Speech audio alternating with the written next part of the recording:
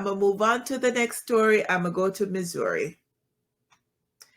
So this particular story is just so wrong on so many different levels. The things Black people have to go through. A Missouri man wrongfully convicted of a triple murder in 1978 and imprisoned for more than 42 years have been exonerated and released.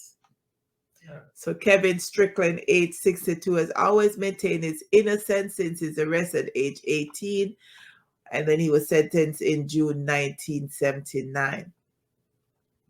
Mr. Strickland said outside the court, "I didn't think that this day would come." He also said that the first thing that he wants to do is to go to the ocean because he used to be a swimmer before he went to jail.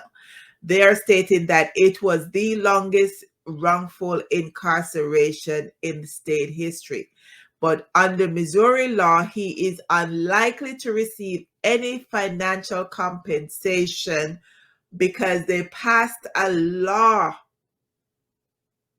back a few years ago. They passed that law stating that the state is not responsible for any of that, any wrongful convictions, and people who are going to come out will not be getting any money. People have since started a GoFundMe for him, and at last check, they had raised over $300,000. But I mean, there's no amount of money that could give back the man the 15,487 days behind bar, the 42 years that he spent behind bars. And the sad part about this particular case as well is that the two people who actually committed the crime, who actually confessed to committing the crime, they got out of jail. I think they spent like between 10 years and 15 years and got out of jail. And one of them also told the prosecutor that he wasn't the guy that was with them.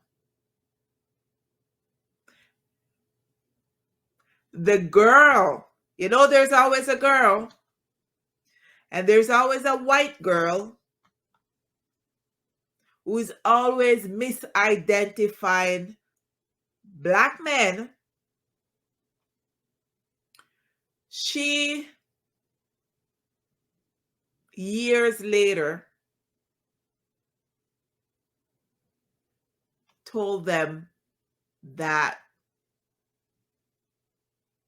she doesn't think it was him that she identified back at the time when she did.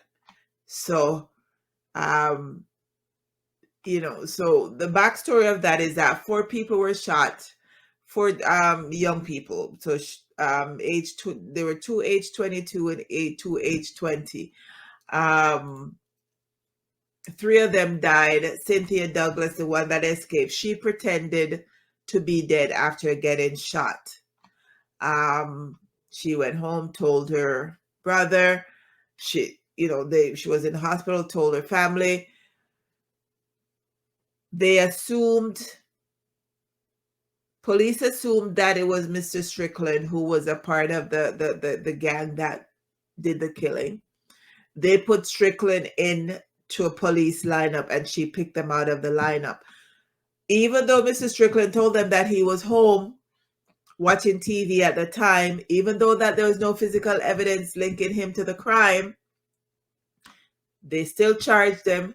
His first trial ended in a hung jury because the one Black person that was on the jury back then said that they did not think he was guilty. So because it was a hung jury, they could retry him. And they retried him. So he had a second trial. At the second trial, it was an all-white jury, and they found him guilty of capital murder and 2 counts of second-degree murder. Right? And despite evidence to the contrary, despite people stating that it was not him, despite the lady recanting her story years later, nothing happened. And he ended up spending that much time in jail. But he is out. He will get to live whatever years he have left in freedom. You know, hopefully somebody will buy my house by the ocean so that, you know, he can just enjoy the rest of his life.